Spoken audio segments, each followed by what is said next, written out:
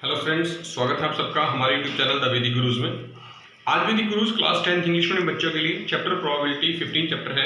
उसकी एक्सरसाइज 15.1 के last 4 questions 22 to 25 solve करने जा रहे हैं। आपने इन सभी क्वेश्चंस को ध्यान से देखना है और अच्छे से समझना है। तो लेट अस स्टार्ट। देखिए, लिखते हैं 22। क्वेश्चन नंबर 22 है first part, compute the following table. Event sum on 2 dice. 2 dice का सम लिखा हुआ है एक टेबल में हमें अलग अलग, और प्रोबेबिलिटीज भी लिखी है। तो कुछ मिसिंग है तो वो हमें कंप्लीट करनी है। तो सबसे पहले हम लिखेंगे सैंपल स्पेस फॉर 2 डाइस की अगर आप 2 डाइस रोल करते हैं तो सैंपल स्पेस क्या बनेगा, उसके अंदर कौन कौन से एलिमेंट आएंगे वो मैं लिख देता हूं। 1 1 1 2 1 3 1 4 1 5 1 6।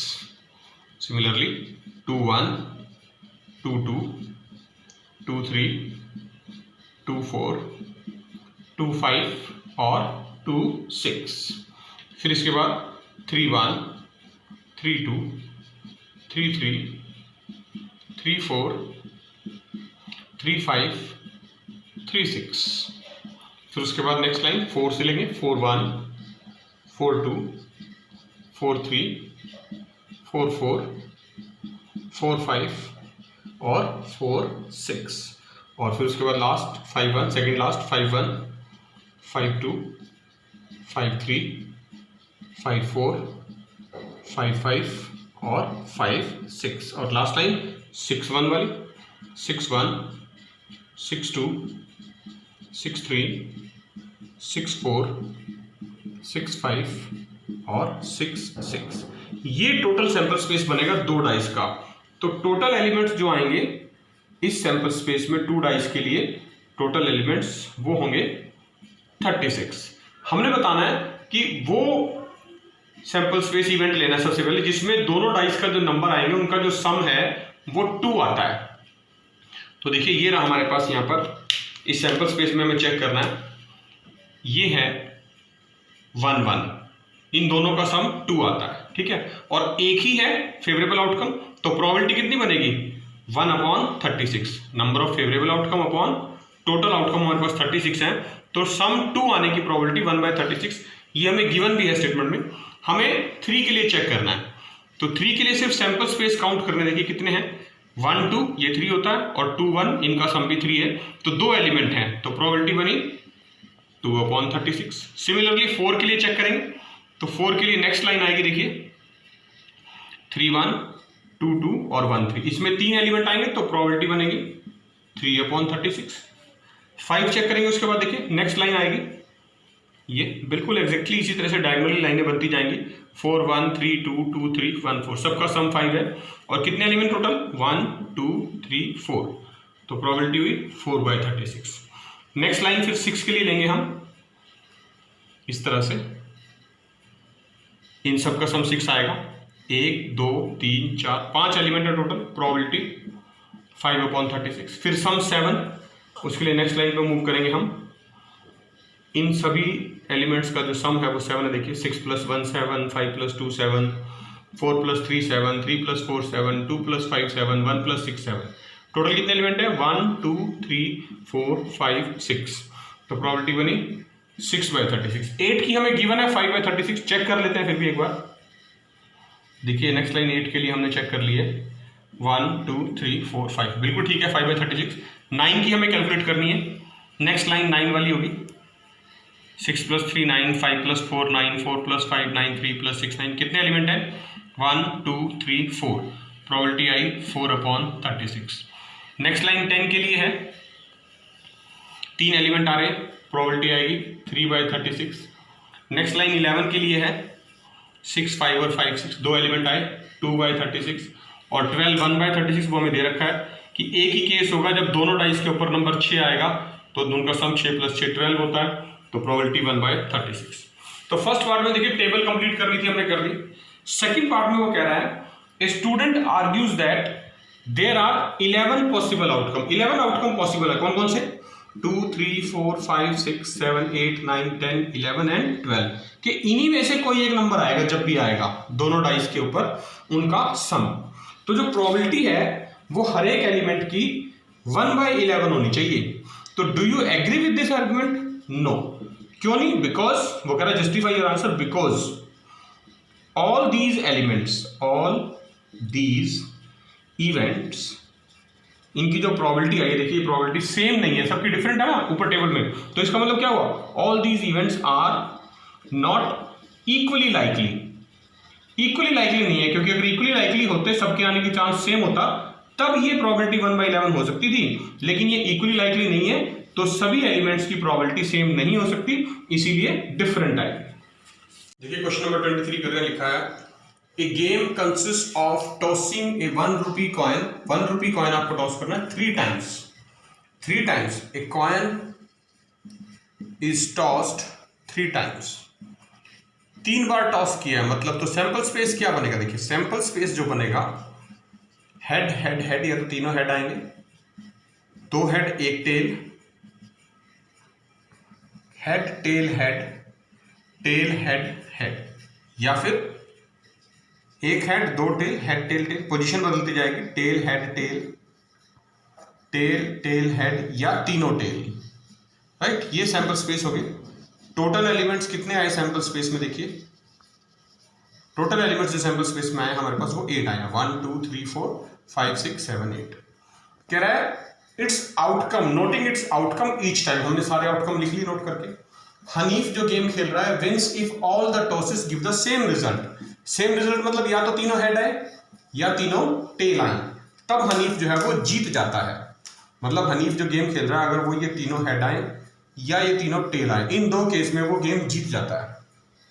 और इनके अलावा अगर कोई भी आउटकम आएगा तो he will loses and loses otherwise.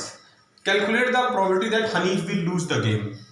तो नंबर ऑफ चांसेस आप देख सकते हैं यहां पर ऑफ विनिंग द गेम कितने हैं?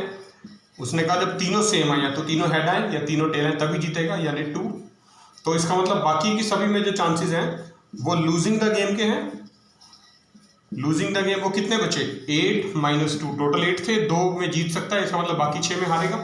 तो probability of losing the game वो कितनी होगी? फेवरेबल आउटकम हमारे पास 6 बचे हैं, टोटल आउटकम 8 थे, 6/8 कैंसिल कर सकते हैं आप इसको 2 की टेबल से। 2 3 6, 2 4 8, यानी 3/4 is the chances of losing the game. Question number 24 लिखा है, a dice is thrown twice. Dice को 2 बार टॉस करें आप, या 2 डाइस एक साथ टॉस करें, मतलब सेम ही होता है। तो इसका मतलब जब 2 डाइस थ्रो करी हैं, या एक डाइस को 2 बार थ्रो किया है, तो जो सैंपल स्पेस बनेगा वो सेम होता है। तो सैंपल स्पेस हमें सबसे पहले लिखना है 2 डाइस का, एस से डिनोट करते हैं, आपको पता है कैसे लिखते हैं, 1 1 1 2 1 3 1 4 1 5 1 6। Similarly, second line 2 1 2 2 2 3 2 4 2 5 2 6। फिर आएगा 3 1 3 2 3 3 3 4 3 5 3 6। फिर आएगा 4 1 4 2 4 3 4 4 4 5 4 6।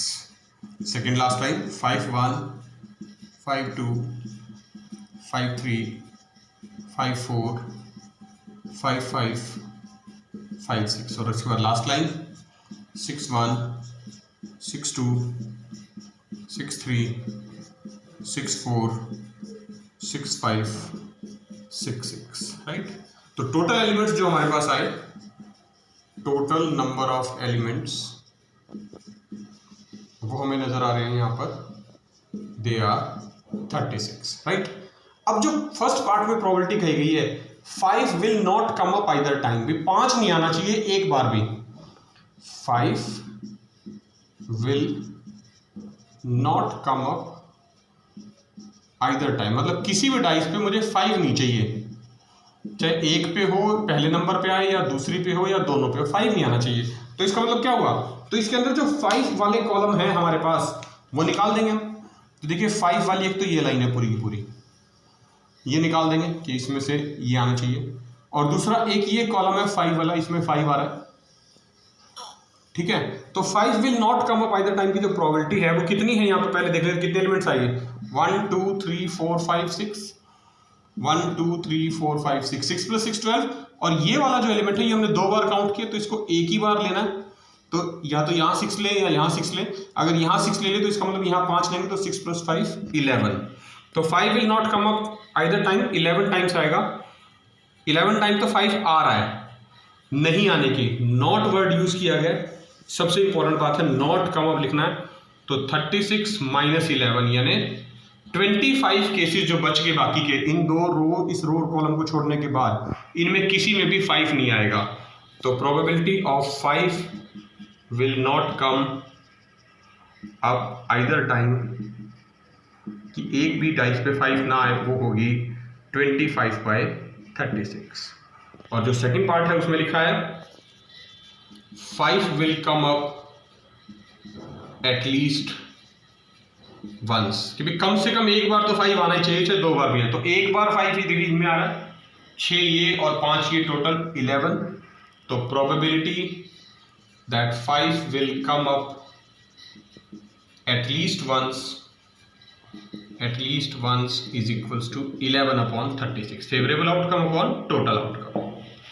लास्ट क्वेश्चन ऑफ एक्सरसाइज 15.1 लिखा है which of the following arguments are correct and which are not correct. 2 argument दे रखे हैं, बताना है करेक्ट है या नहीं है, रीजन भी देना उनके लिए। देखिए फर्स्ट पार्ट है, कहता है if 2 coins are tossed simultaneously there are 3 possible outcomes. वो कह रहा है 2 पॉसिबल आउटकम, 3 पॉसिबल आउटकम आएंगे अगर हम 2 कॉइन को टॉस करें। 2 हेड आ सकती हैं, 2 टेल आ सकती है, या दोनों में से एक हेड एक टेल। तो जबकि तो वो कह रहा है therefore the each of these outcomes the probability is 1/3। तो कहते हैं इनकी 3 आउटकम है तो प्रोबेबिलिटी 1/3 होनी चाहिए हर एक की। तो देखते हैं सैंपल स्पेस, जो सैंपल स्पेस है ऑफ 2 कॉइन्स वो क्या है, हम लिख लेते हैं। सैंपल स्पेस 2 कॉइन्स का होता है या तो दोनों हेड आएंगे, पहले पे हेड दूसरे पे टेल, या पहले पे टेल दूसरे पे हेड, या दोनों टेल। तो टोटल पॉसिबल जो आउटकम आए, टोटल पॉसिबल आउटकम जो आए वो आए हमारे पास 4। और वो स्टेटमेंट में कह रहा है कि आउटकम आएंगे 3। तो पहले तो बात यही गलत होगी कि 3 आउटकम नहीं आ रहे, 4 पॉसिबल आउटकम आ रहे हैं। और वो प्रोबेबिलिटी की बात करें तो प्रोबेबिलिटी देखते हैं, प्रोबेबिलिटी ऑफ 2 हेड्स, अगर 2 हेड की प्रोबेबिलिटी लिखे तो एक ही केस है, तो फेवरेबल आउटकम 1, टोटल आउटकम 4, 1/4 आई। ये कह रहा है 1/3 आनी चाहिए।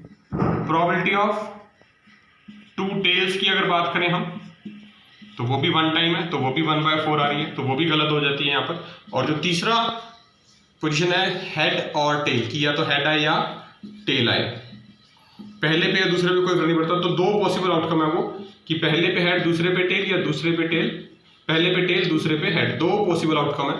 तो favourable outcome 2, total outcome 4, probability 1/2। तो देखिए तीनों ही केसेस में जो प्रोबेबिलिटी है वो डिफरेंट आ रही है, जिसके लिए वो आर्गुमेंट कर रहा था। तो इसका मतलब क्या हुआ, जो पहला आर्गुमेंट है वो इनकरेक्ट हो गया, इनकरेक्ट, ठीक है। उसका रीजन हमने मेंशन कर दिया, एक्सप्लेनेशन भी दे दी है। दूसरा आर्गुमेंट जो कह रहा है if a die is thrown, अब डाइस की बात कर रहा है, तो सैंपल स्पेस एक डाइस के लिए क्या होता है, एस।